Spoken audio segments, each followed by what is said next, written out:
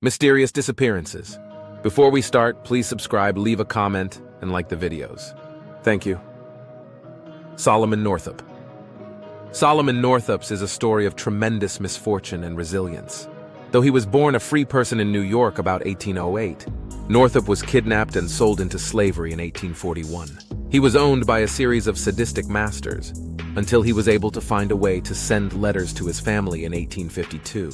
His freedom was legally reinstated in 1853, and Northup went on to co-write a memoir, 12 Years a Slave, that sold like hotcakes. He became a national celebrity and lectured throughout the country. His kidnappers were eventually indicted, but the charges were dismissed in 1857. Northup then promptly retreated from the public eye.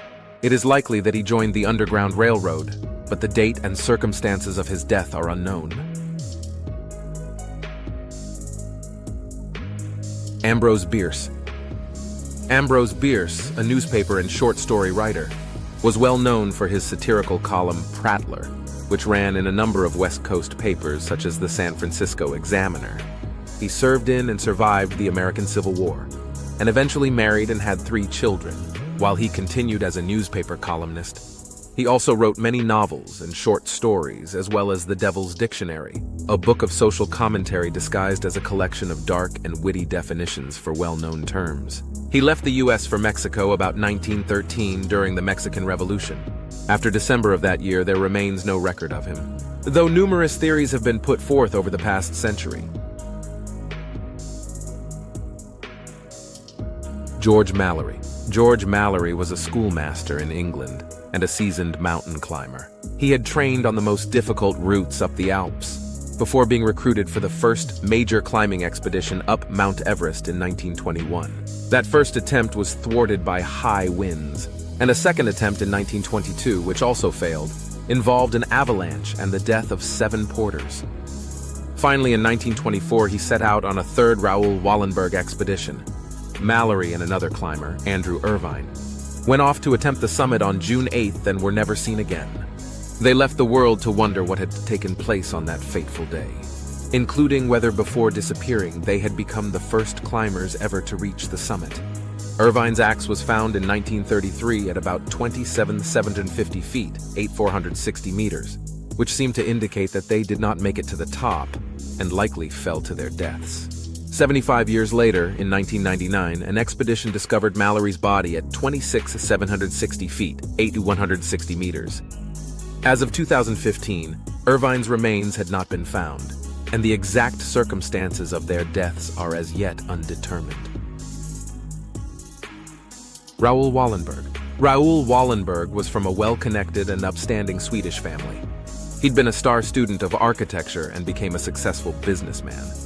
Because of his family and business connections throughout Europe, he was recruited as a special envoy for a major rescue operation of Hungarian Jews in 1944.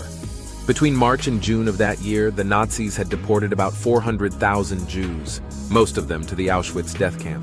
Wallenberg distributed documents to the Jews of Budapest and convinced Hungarian authorities to let the documentation, called a Schutzpass, function as passports. Those passports saved some 15,000 Jews from certain death. In January of 1945, Wallenberg was arrested for unknown reasons by Soviet troops, who later claimed he died of a heart attack in 1947, but no one knows for sure if he died then or what happened to him after his arrest. Jimmy Hoffa. Savvy, smart, and no nonsense. Jimmy Hoffa started out as a union organizer and by 1958, had climbed the ranks to become the president of the Teamsters, the largest labor union in the United States. It was widely known that many of the Teamsters' dealings were deeply corrupt. He was avidly pursued by federal authorities, whom he managed to evade until 1964, when he was sent to federal prison for jury tampering and a host of other crimes. Even from behind bars, it seemed that Hoffa succeeded in controlling Teamster activities. He was released in 1971 under the condition that he would steer clear of union activities.